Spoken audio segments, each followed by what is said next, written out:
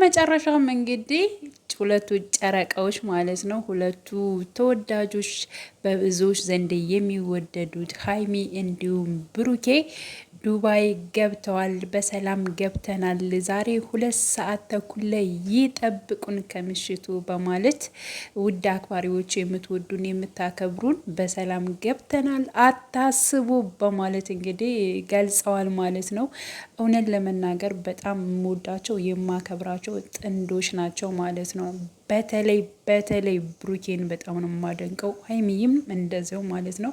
ብሩኬ ደግሞ ለሴት ልጅ በጣም ክብር አለው። ከዚህ በፊት እንግዲህ እንዳየነው ሁላችንም ዱባይ ሄዶ ነበር ለመዝናናትም እንዲሁም ለስራ ጉዳይ እንደሄደ ሁላችንም እናውቃለን ማለት ነው። ግን ደግሞ ሀይሚ የሆነ ነገር ሆነች ታመመች ሲሉት ደግሞ ተመልሶ በ7 ቀኑ ወይንም ደግሞ በ6 ቀን ውስጥ ባልሞላ ዱባይ በሄደ ሰዓት እንግዲህ ተመልሷል ማለት ነው። የተመለሰው ደግሞ ለሀይሚ ነው። እንዳትጎዳ እንዳትከፋብኝ የኔ ጨረቃ፣ ምንም ቢሆን እሷ እንድትከፋ አልፈልግም በማለት እንግዲህ ተመልሶ ኢትዮጵያ እንደመጣ ሁላችንም እናውቃለን ማለት ነው። እንግዲህ ስራውን የሄደበትን ኬዝ ነገር ከሷ የሚበልጥ ነገር የለም፣ ከመወዳት ከጨረቃዋ በላይ ምንም ነገር የለም በማለት እንግዲህ ሰርዞ ነው የመጣው፣ ሁላችንም እናውቃለን። ስለዚህ ስለ እሷ ያለውን ነገር አስተካክሎ ፓስፖርት አውጥቶ እንዲሁም አብራ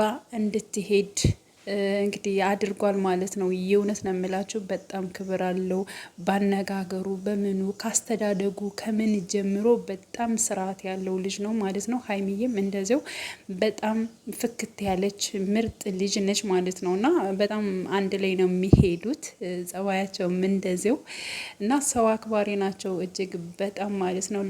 በዛ ላይ ደግሞ ለተመልካች ደግሞ በጣም ክብር አላቸው ማለት ነው።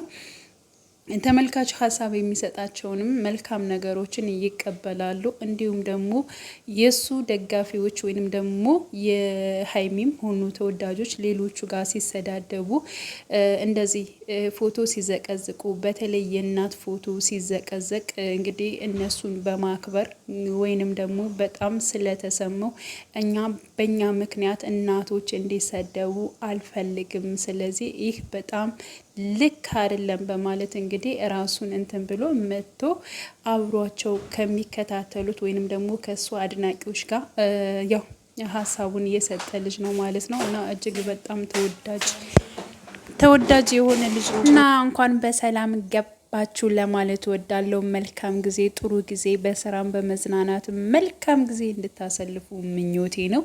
እጅግ በጣም ደስ ይላል። በያላችሁ በሰላማችሁ ብዝት ይበልልኝ ለማለት ወዳለው። ሰላም ሆኑልኝ።